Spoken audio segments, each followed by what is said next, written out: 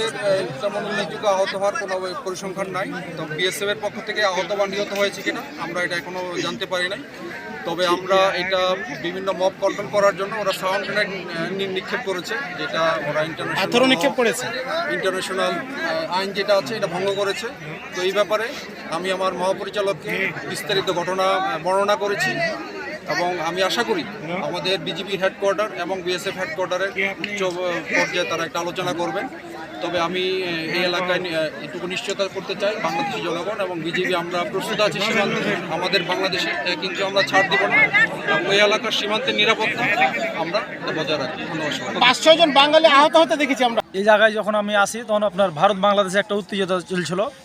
তখন আপনার ওরা ইট চালায়, আমরা ঢেল চালাতে ওদের বিএ সাহেব তখন আপনার গ্যাস বম মারার পরে আমরা যদি দিকে উঠে আসি, ওদের বিএ সাহেবের সাহসে ওদের আপনার ইন্ডিয়ার নাগরিকেরা আমাদের সাথে ধাওয়া করে এদিকে আসে।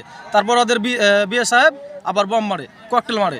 তারপরে আমাদের বিজিবি আমাদের শান্ত থাকতে বলে বিজিবি তখন মানে আমাদের উত্তেজনা বন্ধ করে। এই তো বাংলাদেশের ভিতরে এসে অনেকগুলো আম গাছ, বড়ই গাছ এবং অনেকগুলো ফসলগুলো কেটে নিয়ে গেছে।